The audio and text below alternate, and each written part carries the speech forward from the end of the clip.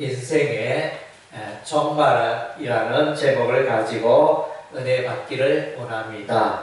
예, 우리 주변에 젊은 사람이나 또 늙은 사람이나 죽어가는 사람들이 너무나 많습니다.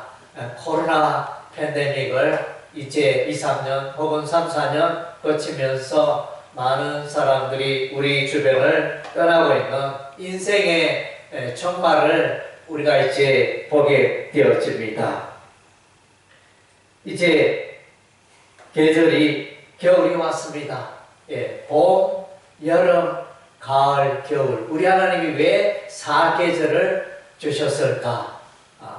그래서 이제 사계절을 통해서 우리 인생의 종말을 보게 하시는 계획이 있다. 저는 그렇게 생각을 합니다. 예, 가을이 되면 여름날에 무성했던 그 나뭇잎들이 떨어집니다.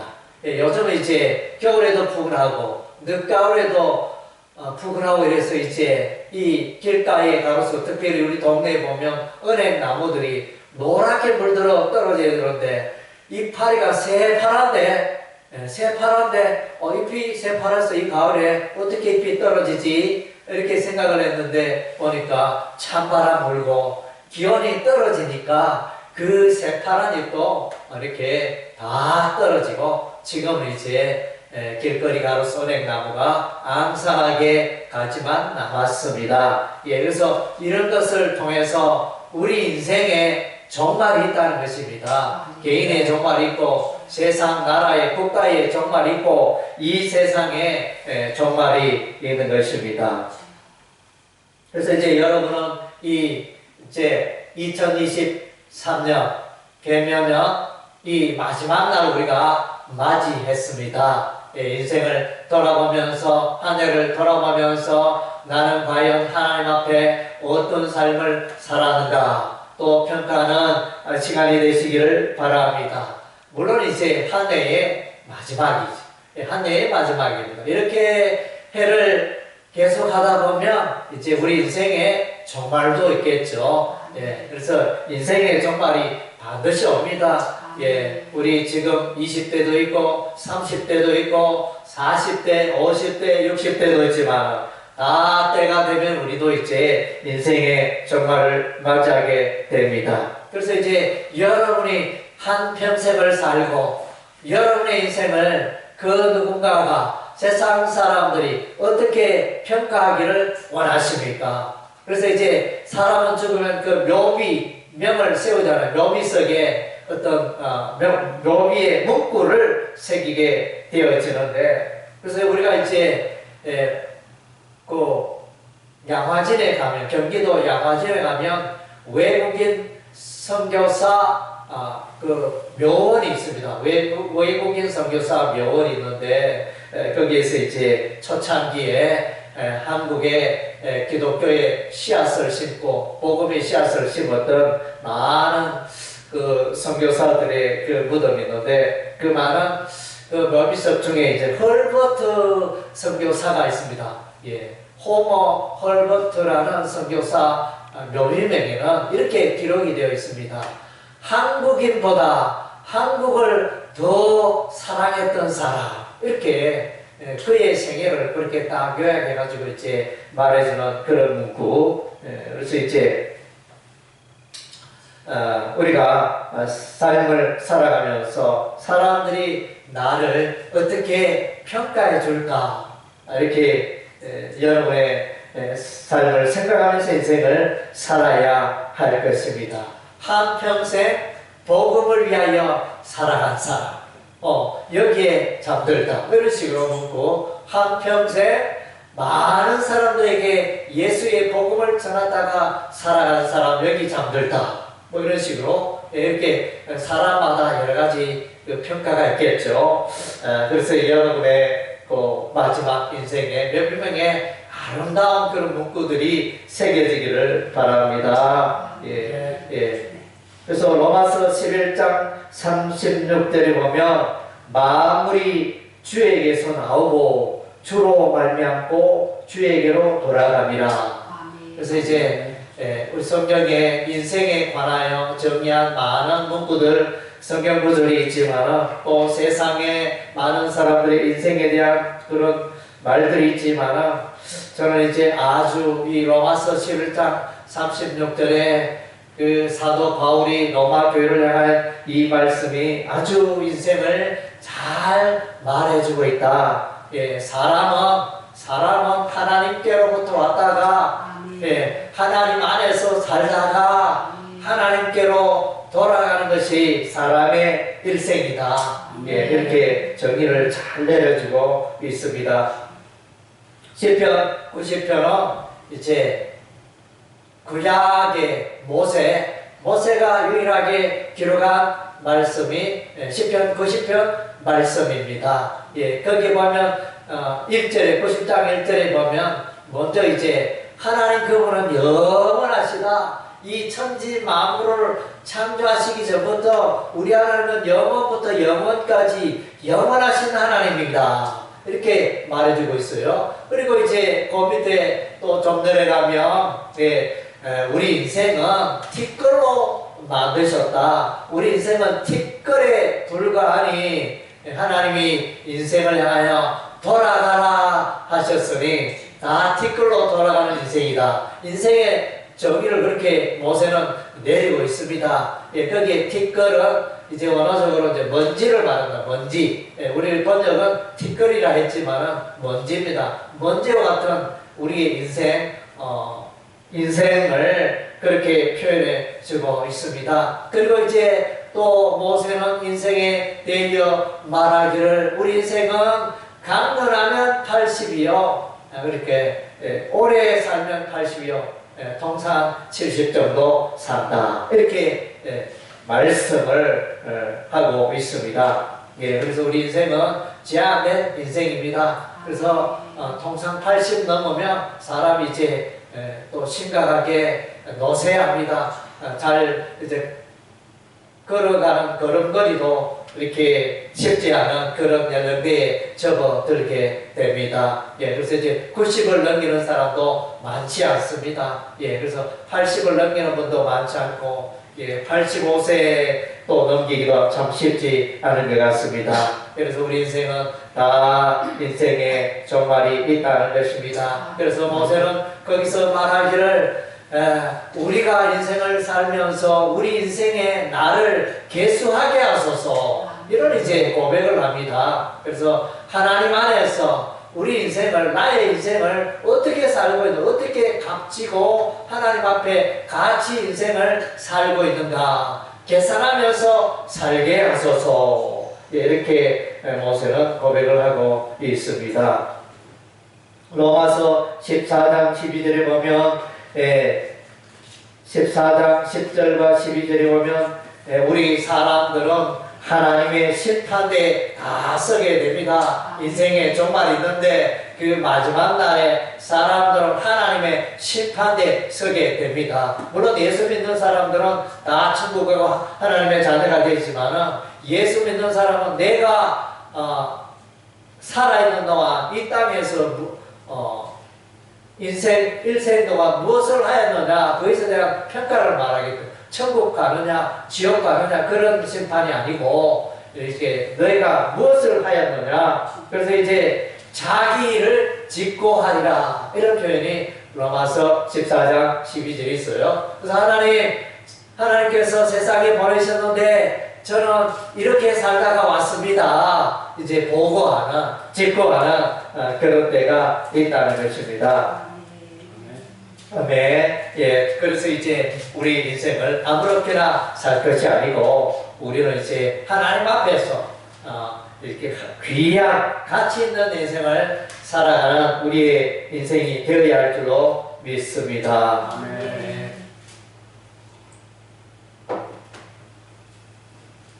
예, 노아의 홍수 우리가 성경을 읽어 창세기 읽어보면 노아의 홍수 심판을 만나게 됩니다. 하나님이 노아의 가족 8명을 제외하고 방주 속에 들어간 노아의 가족 8명을 제외하는 온 땅의 사람들을 다 물로 사망에 이르게 하셨습니다. 예, 어마어마하잖아요. 하나님은 사랑의 하나님이고 선한 하나님인데 어떻게 그렇게 하십니까? 우리가 이제 질문을 던질 수 있는 그런 부분인데, 예, 그런데 우리 하나님은 세상 사람들을 물로 심판하셨는데, 이유는 세상 사람들이 죄 가운데 죄악이 땅에 충만하기 때문에 우리 하나님이 세상을 물로서 심판하셨다, 이렇게 말씀해 주고 있습니다. 그리고 이제 소돔과 고모라 심판이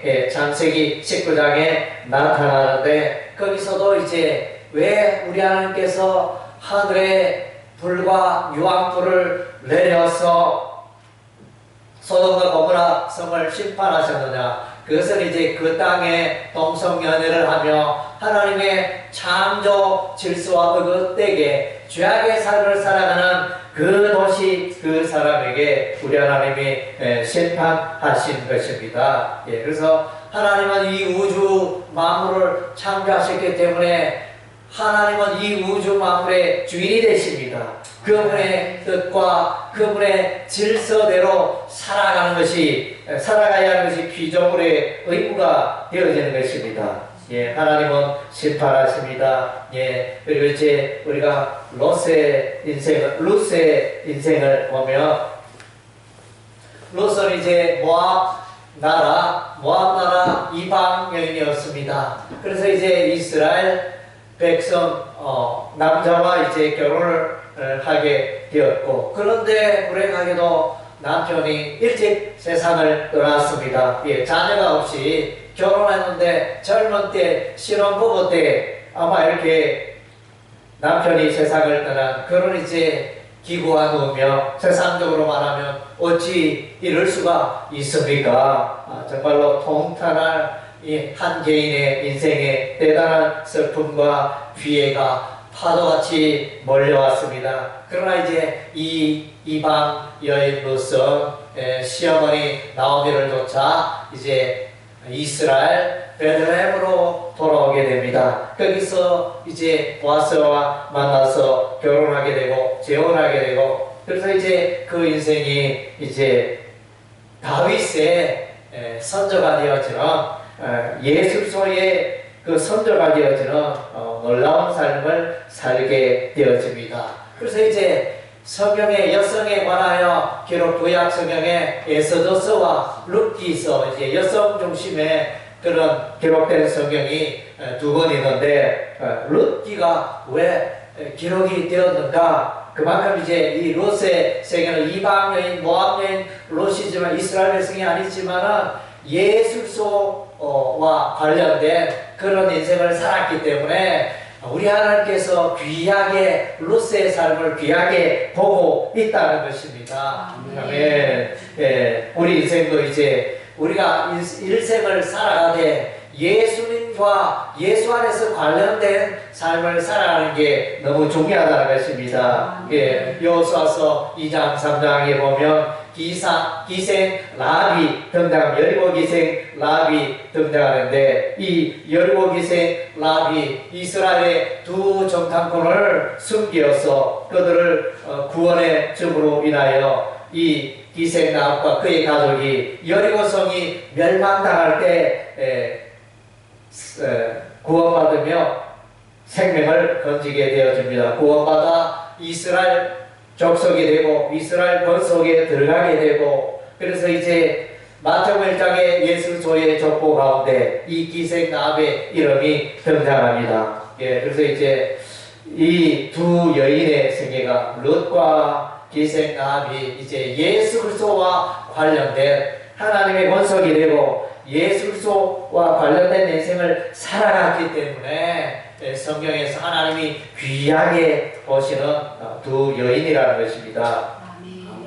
아멘. 시편 73편에 이제 어떤 의인의 고민이 있습니다. 그 73편은 이제 악인과 의인을 대조시키고 있습니다. 의인은 하나님을 경외하며 살아가는 사람이고, 악인은 하나님을 멀리하고 하나님을 믿지 않고 살아가는 자입니다. 그래서 이제 이 의인은 불평을 합니다. 하나님이여, 저 악인은, 예수 믿지 않는 자는, 하나님을 믿지 않는 자는 모든 것이 사업이 잘 되고 병도 없고 몸이 건강하며 또 너무 잘 먹어서 잘 먹고 잘 마시고 해서 살이 뒤룩뒤룩 지고 그래서 또 재산은 끝도 없이 많고 그렇게 잘 살아가는데 하나님 저는 이제 하나님을 경외하는 저는 왜 이렇게 가난하고 물질도 없고 건강도 문제가 있고 질병도 있고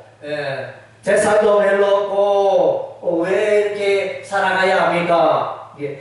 하나님을 믿으면 하나님 안에 살아가면 인생의 복을 받는다고 했는데 이것이 인생의 복이 맞습니까? 이러면서 심각한 질문을 합니다. 오히려 세상 사람들은 이 하나님 안에서 살아간다를 일컬어서 손가락질하며 저 사람 하나님을 믿는데 왜 저렇게 가난하게 살며 왜 저렇게 재물도 없고 또 건강도 좋지 않고 왜 저렇게 살아가는가 손가락질하며 그들은 교만이 하늘을 찌를 듯한 그런 이제 인생을 살았다 이렇게 말해주고 있습니다. 그러나 이제 이 시편 73편에는 이제 인생이 끝날 때 죽을 때 비로소 그 이유를 알겠다. 그래서 이제 의인은 천국에 들어가지만은 악인은 멸망에 순식간에 짐승과 같이 멸망에 이르는 그것을 이제 깨닫게 되었다. 그래서 이제 이 의인은 고백하기를 하나님을 가까이 하니 내게 복이었도다. 이렇게 신앙 고백을 하고 있는 것입니다. 그래서 이제 어찌하든지 지금 현재 내 형편이 내 모습이 어떠하든지 간에 하나님과 함께하고 하나님 안에서 살아가는 것이 인생의 큰 복인 줄 믿으시는 여러분 되시기를 바랍니다. 하나님 없이 아무리 잘 살고 아무리 권력 있고 이렇게 해도 인생의 종말에는 후회하는 인생이 될 수밖에 없다는 것입니다. 마태복음 7장에 예수님께서 말씀하신 산상수훈인데 예수님의 말씀을 듣고 인생의 집을 짓는 자는 그 인생의 집을 반석 위에 짓는 자라 이렇게 말씀하고 있습니다. 반면에 예수님의 말씀과 관계없이 인생을 살아가는 자는 모래 위에 인생을 짓는 것이다. 인생의 집을 짓는 것이다. 그래서 비가 오고 창수가 나고 바람이 불면 모래 위에 세운 집 무너지지만 반석 위에 세운 집 무너지지 않는다. 그래서 이제 예수 안에서 우리가 예수님의 말씀 위에 인생을 살아가는 것이 너무 중요하다는 것입니다. 올 한 해 돌아오면서 여러분 인생을 1년 열심히 직장 생활하며 열심히 살아왔는데 과연 내가 예수님의 말씀의 터 위에서 1년을 살아왔는가 돌아보는 시간 되시기를 바랍니다. 마태복음 13장은 이제 천국의 비유들로 가득 차 있습니다. 가라지와 알곡의 비유가 있습니다. 농부는 이제 농사를 지으면서 알곡이 잘 자라기를 원하지만은 어느새 이 잡초, 어느새 가라지가 이 곡식 가운데 막 자라기 시작합니다. 처음에는 이제 자랄 때는 이것이 알곡인지 가라지인지 잘 구분이 되지 않습니다. 비슷합니다. 전문가가 아니면 참 알 수 없을 정도로. 그러나 이제 나중에 보면 이제 알게 되어지죠. 이 가라지는 덕벌이라 이렇게 번역되기도 합니다. 나중에 그래서 주인이 추수할 때 이제 알곡은 곡간에 들이고 이 가라지는 불로 태우지 않습니까? 그래서 이제 인생에 심판이 있다는 것입니다. 예수 안에서 사는 자와 예수와 관계없이 살아가는 자, 그래서 인생의 심판이 예비되어 있음을 말씀해 주고 있습니다. 마태복음 14장에 이제 천국의 비유 가운데 그물로 고기 잡는 비유가 나타나는데 그물 비유가 있는데 그래서 그물을 던져서 어부가 고기를 잡는데 그래서 여러 가지 종류의 그 고기가 그물에 잡히는데 먹을 수 있는 것과 먹을 수 있는 고기 따로 먹고 먹을 수 없는 고기 따로 먹고, 그러니까 좋은 고기, 못된 고기 이렇게 표현해주고 있습니다. 그런 이제 인생의 종말에 가려내는 그런 시간이 있다는 것입니다. 우리가 인생을 살아가되 하나님 앞에서 설모없는 인생, 설모 있는 인생, 그것을 이제 구분하는, 심판하는 그런 날이 있다는 것입니다. 마태복음 25장에 보면 이제 세 가지 비유가 나옵니다. 열처녀 비유, 달란트 비유, 양과 염소의 비유. 이 비유의 세 가지의 공통점은 다 예수서와 관련 있고 종말의 심판적인 의미를 담고 있다는 것입니다. 열처녀, 슬기로운 다섯 처녀와 어리석은 다섯 처녀. 슬기로운 다섯 처녀는 등과 기름을 별도로 준비했습니다. 어리석은 처녀는 등을 준비했지만 기름을 별도로 준비하지 않았습니다. 신랑이 밤중에 오는데 아주 더디게 오므로 말미암아 이 어리석은 처녀들의 기름이 다하여 등불이 꺼져가니 이렇게 비상이 걸렸습니다. 그래서 기름 사러 가게에 기름 사러 간 사이에 신랑이 입장하게 됩니다. 그래서 이제 슬기로운 다섯 처녀는 신랑을 맞이하여 혼인잔치에 들어가게 됩니다. 그래서 이제 신랑은 예수님을 말합니다. 예수님을, 열 처녀 가운데 예수님을 맞이하는 다섯 처녀는 슬기로운 처녀요. 신랑 예수를 맞이하지 못하는 어리석은 처녀는, 다섯 처녀는 어리석은 처녀라는 것입니다. 그래서 이제 신랑을 맞이하느냐, 맞이하느냐, 하지 않느냐, 거기에 포커스가 있습니다. 그래서 이제 우리 인생도 마찬가지입니다. 예수 그리스도가 나에게 있느냐, 예수 그리스도가 나에게 없느냐, 이것은 이제 인생의 희비가 깔리는 장면이 되어집니다. 달란트 비유입니다. 어떤 주인이 금 한 달란트, 그의 종에게 금 한 달란트를 주고 다른 종에게 금 두 달란트를 주고 다른 종에게 금 5달란트를 주고 떠납니다. 나중에 때가 되어 이 주인이 돌아와 회개합니다. 계산합니다. 그래서 5달란트 받은 자는 주인이여, 제가 장사를 열심히 하여 5달러 남겼나이다. 착하고 충성된 종아, 이렇게 칭찬합니다. 2달란트 받은 자도 주인이여, 제가 열심히 장사하여 2달란트 남겼나이다.